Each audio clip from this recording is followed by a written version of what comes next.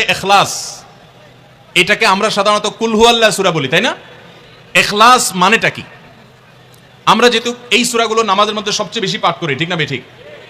এই সূরাগুলো অর্থাৎ শেষের দিককার সূরাগুলো আমরা যেহেতু বেশি নামাজের মধ্যে পাঠ করি, এই সূরাগুলোর অর্থ যদি আমি জানি, ব্যাখ্যা যদি আমি জানি, তাহলে নামাজের মধ্যে মনোযোগ ধরে রাখা সহজ হবে। কারণ আপনি মুখে কি পড়তেছেন আপনি যে অর্থ বুঝেন না, মন্ত্রের মতো পাঠ করতেছেন, যদিও না বুঝে পড়লেও আপনি সওয়াব পাবেন, কিন্তু না বুঝে পড়লে তো আর এই কোরআনে আল্লাহ কি বলেছে এটা আপনি জানতে পারবেন না, না জানলে সে অনুযায়ী আপনি আমলও করতে পারবেন না। এজন্য আমাদেরকে বুঝতে হবে।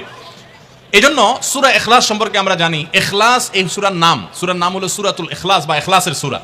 ইখলাস শব্দের একটা অর্থ হলো পিওর করা, খাঁটি করা। তার মানে আমাদের ইবাদতটা শুধু আল্লাহর জন্য হবে, খাঁটি হবে, এখানে কোনো ভেজাল অন্য কারোর জন্য সেটা হবে না। আমাদের দোয়াগুলো সব শুধু আল্লাহর জন্য হবে, খাঁটি এবং ফ্রেশ ভাবে আল্লাহর জন্য নিবেদন করবো, সাথে আর কারোর সেখানে শরীক করবো না। এই জন্য এই সূরার নাম ইখলাস, যে এই সূরার মধ্যে আল্লাহর ইবাদত, একত্ববাদ, তাওহীদ এটাকে খাঁটি করবার নির্দেশ দেওয়া হয়েছে। আল্লাহর কোনো শরীক নাই, এই জন্য এটাকে সূরা ইখলাস বলা হয়েছে, খাঁটি করার সূরা, ঈমানকে বিশুদ্ধ করা, তাওহীদকে ঠিক করার সূরা।